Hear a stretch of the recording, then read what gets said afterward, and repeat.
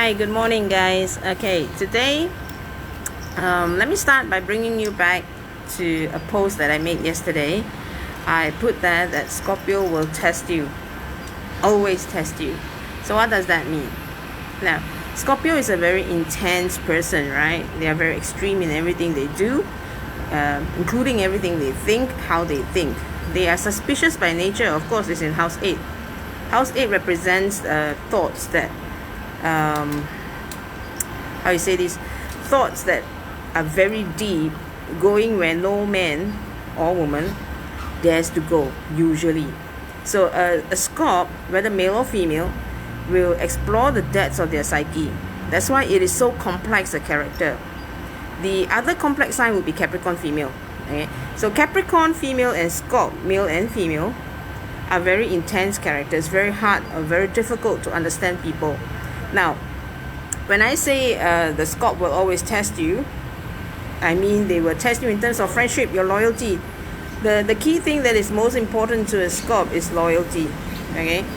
Now, the one thing that they value the most is friendship, but it's rather challenging for them to get a circle of good friends or best friends because they don't trust. Scorpios don't trust. So that is why they're constantly testing you. They're testing to see your loyalty. They're testing to see how far they can push you. They're testing to see how much of themselves they can really show to you. And they may be a friend to a lot of people, but what they're trying to do here is trying to look for someone who is willing to go through all that shit to be a friend to a Scorp. Okay? So that is what I mean, or that is what I meant when I said Scorpios will always test you without fail.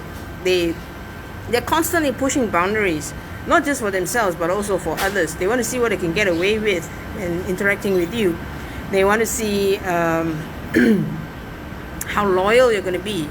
They want to see how much they can get from you, how much they can push you to become a better person, to become a better whatever, be it a better person or to be better at what you do. Okay, so Scorp is very extreme in that sense. So in terms of like healthcare, for example, Scorps are great doctors because they are extreme. And if you ask me, between the Taurus doctor and a Scorp doctor, which one is going to be more fantastic a surgeon? Definitely it is the Scorp, because they dare to go where no man has gone or no man will go. Okay, so similarly, this concept, right, they apply in all areas of their life. So Scorp is very extreme. They either trust you or they don't trust you. But whether they trust you or not, they will still keep testing you. they can't help it. It's their nature. Alright? So that was my thing that I wanted to clarify for you, because a lot of people drop me messages and ask me, hey, what did you mean when you said Scorps will always test you? Now, if you're a Sun Scorpio or if you're a rising Scorpio, which is you have Scorpio on the 9 o'clock position in your birth chart, or if let's say you have North Node in Taurus, or your North Node placement is in house 2, or you have Moon in Scorpio, or you have Pluto in house 1 or Mars in house 1, because Pluto and Mars rules the sign of Scorpio.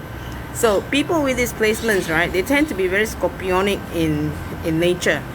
So this would hold true for them. They are likely to have trust issues. Okay, so again, why do they have trust issues? Because they dive into the mental psyche of house 8, because house 8 is mental psyche and it is the natural placement of Scorpio. So they dive into it, and then they understand that human nature is very complex. They can go either way. They can go the light of the path of the light or the path of the dark, and it's very hard to predict how someone will think or what someone will do. So therefore, Scorpios are very mindful of that. So for that reason, they don't trust a lot of people. So if a Scorpio trusts you, and that's a very big deal. So how do you tell if a Scorpio trusts you? They start to open up about their life. Okay, they start to share details with you about their life that they don't normally share with other people.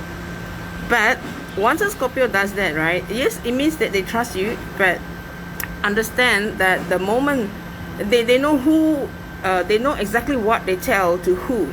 So the moment you fuck up and you start sharing their confidences to you, then I'm afraid you are on rather thin ice then, because what they share with you is only with you, not with the rest of the world.